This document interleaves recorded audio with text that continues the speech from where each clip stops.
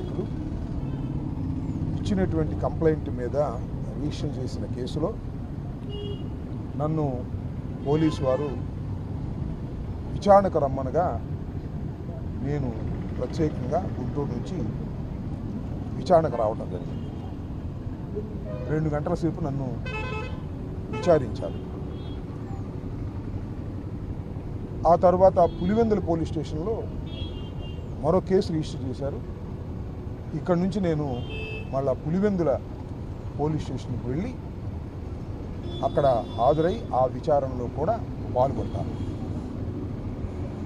మీ అందరికీ చెప్పదలుచుకున్నది విచిత్రమైన విషయం ఏంటంటే, ఈ కేసు ఈ ఫ్యాక్ట్స్ మీద జనవరి 31వ తారీఖున నేను గుంటూరులో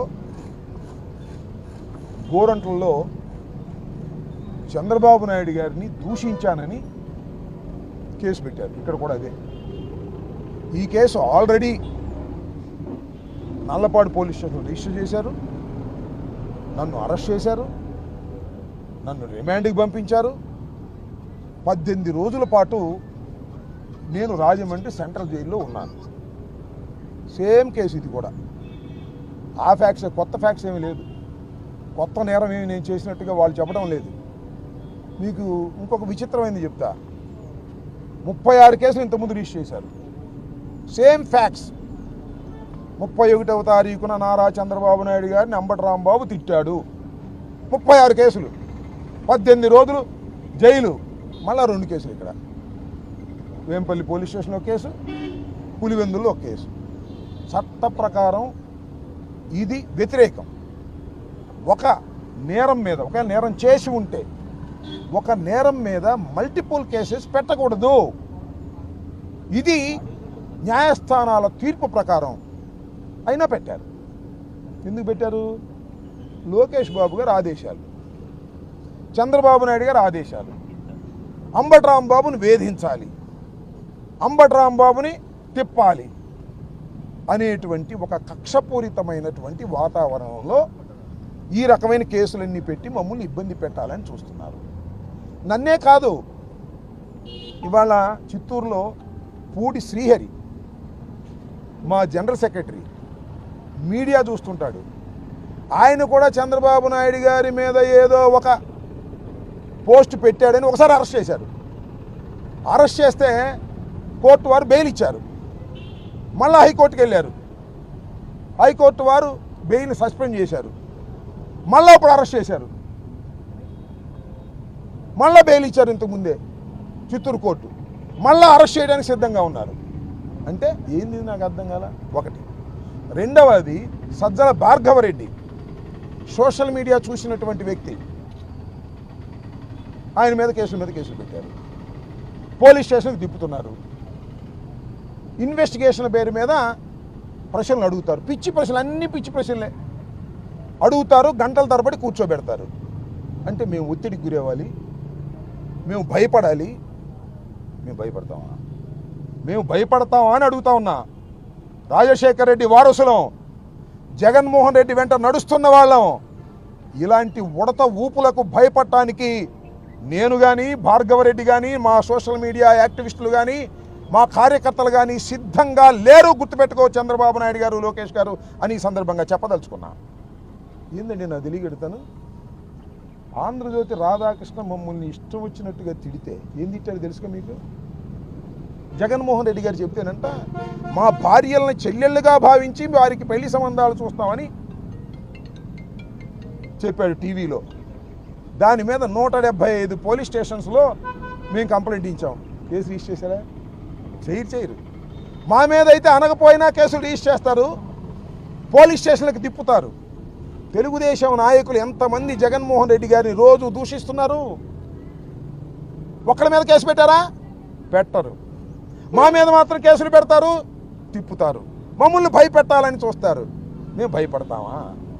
చెప్పని అడుగుతా ఉన్నా. అంటే ఏమండి చంద్రబాబు నాయుడు గారు, లోకేష్ గారు, ఏమండి డీజీపీ గారు, వాళ్ళకు ఒక ఐపీసీ, మాకు ఒక ఐపీసీ ఉందా? 2 ఐపీసీలు ఉన్నాయా? ఇండియన్ పీనల్ కోడ్స్, దాని ఏదో బిఎన్ఎస్ఎస్గా మార్చారు. వాళ్ళు నేరాలు చేస్తే కేసులు రిజిస్టర్ చేయరు. మేము నేరాలు చేయకపోయినా కేసులు రిజిస్టర్ చేస్తారు. వాళ్ళకు ఒక చట్టం, మాకు ఒక చట్టం. నేను అడుగుతా ఉన్నా, డీజీపీ గారిని అడుగుతా ఉన్నా, టోటల్గా ఐపీఎస్ ఆఫీసర్ని అడుగుతా ఉన్నా, ధర్మమేనా ఇది? మీరు ఇలాంటి అన్యాయాలు అక్రమాలు చేయటం సమంజసమేనా? కాకి బట్టలు వేసుకున్నటువంటి వారు మీరు ఇండియన్ పోలీస్ సర్వీసులో ఎంతో కష్టపడి చదువుకొని ఉత్తీర్ణులైన వారు, చట్టాన్ని కాపాడవలసిన వారు, ఐపీఎస్ని సిఆర్పిసిని మొత్తం చట్టాన్ని మొత్తాన్ని కాపాడవలసినటువంటి బాధ్యత మీ చేతిలో ఉంది. మీరు ఈ రకంగా వ్యవహరిస్తారేంటి? తప్పు కదా. ఏ చంద్రబాబు చెప్తే చట్టాన్ని ఉంచేస్తారా? బిఎన్ఎస్ఎస్ని మార్చేస్తారా? మా మీద కేసులు పెట్టేస్తారా? మమ్మల్ని తిప్పేస్తారా? వాళ్ళు తిడితే మాత్రం వాళ్ళ మీద కేసులు పెట్టరా? వాళ్ళు దూషిస్తే మాత్రం వాళ్ళని జాగ్రత్తగా చూసుకుంటారా? ఇది ధర్మమేనా? ఆలోచించమని మనం చేస్తున్నాం. ఇది చాలా అన్యాయమైన పద్ధతుల్లో ఇవాళ రాష్ట్రంలో పోలీసు అధికారులు ప్రవర్తిస్తున్నారు. సరే, వాళ్ళు కూడా ప్రెషర్ ఉంది, చంద్రబాబు నాయుడు గారి ప్రెషరు, అదేవిధంగా లోకేష్ ప్రెషరు. వాళ్ళు చంద్రబాబు నాయుడు ఆయన ప్రెషర్ అంతా లోకేష్ గారే చూసుకుంటున్నాడు. ఎందుకంటే డీఫాక్టో సీఎంగా ఇలాంటి అకృత్యాలన్నీ లోకేష్ గారి నాయకత్వంలోనే జరపాలని నిర్ణయించుకున్నట్టుగా ఉన్నారు. ఇది ధర్మమేనా? కాకి దుస్తులు వేసుకున్నటువంటి ఐపీఎస్ ఆఫీసర్లు, డిఎస్పీలు, అదేవిధంగా ఎస్పీలు, సిఐల్ని నేను ప్రశ్నిస్తున్నా. మీరు మా ప్రభుత్వంలోనూ పనిచేయాలి, వాళ్ళ ప్రభుత్వంలోనూ పనిచేయాలి. మళ్ళా వచ్చేది జగన్మోహన్ రెడ్డి గారి ప్రభుత్వమే, గుర్తుపెట్టుకోమని కూడా మనం చేస్తున్నాం. ఇకనైనా జాగ్రత్తగా ప్రవర్తించండి. అన్యాయంగా అక్రమంగా కేసులు పెట్టి 36 కేసులు పెట్టారు నా మీద, మళ్ళీ 2 కేసులు ఇక్కడ, మళ్ళీ పులివెందులు వచ్చాను, తిరుగుతాను, ధైర్యంగా పోరాడతాము. దేన్ని లెక్క చేయం రాసుకోండి. నేను అప్పుడు చెప్పా, ఇప్పుడు చెప్పా, లోకేష్ రెడ్ బుక్ నా కుక్క కూడా లెక్క చేయదని చెప్పా. మళ్ళా ఐఎమ్ రీటరేటింగ్, లోకేష్ పెట్టే కేసులు, లోకేష్ చేసే దాడులు కుక్క కూడా లెక్క చేయదు.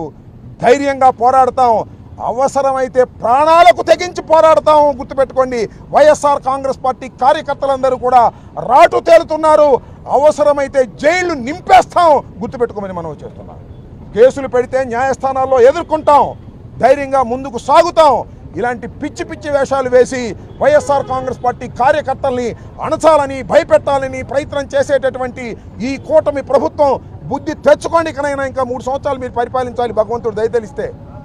ఈ 3 సంవత్సరాలైనా ఒళ్ళు దగ్గర పెట్టుకొని చంద్రబాబు నాయుడు, లోకేష్ పరిపాలన చేస్తే మీకు ఏదన్నా ఉపయోగం ఉంటుంది తప్ప, ఇలా చేస్తే మీరు ప్రజాస్వామ్య పద్ధతుల్లో సర్వనాశనం అయిపోతారనేది కూడా గుర్తుపెట్టుకోండి. మీరు పరిపాలన చేయండి, అభివృద్ధి చేయండి, పోలీసులతో లా అండ్ ఆర్డర్ కాపాడండి.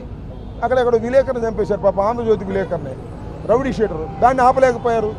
ఇవాళ ఎవరో ఇంకొక సాక్షి విలేకరు మీద దౌర్జన్యం చేసి కొట్టారు, దాన్ని ఆపలేకపోయారు.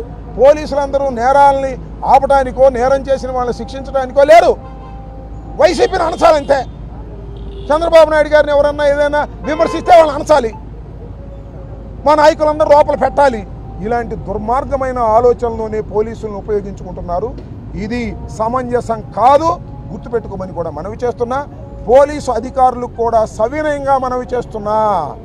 మీరు తప్పు చేస్తున్నారు, మీరు చట్ట వ్యతిరేకంగా ప్రవర్తిస్తున్నారు. మీరు చట్ట వ్యతిరేకంగా ప్రవర్తించే ప్రతి పోలీస్ ఆఫీసర్ని కూడా మా ప్రభుత్వం వచ్చిన తర్వాత నిలబెడతాం న్యాయస్థానాల ముందనేది కూడా గుర్తుపెట్టుకోమని ఈ సందర్భంగా చెబుతూ, మరి వేంపల్లి అయిపోయింది, పులివెందులు వెళ్తున్నా. మరి ఇంతటితో ఆగుతారో ఇంకేమన్నా కుప్పంలో, పిఠాపురంలో కూడా కేసులు పెడతారో పెట్టుకోండి. We're ready for that. Thank you.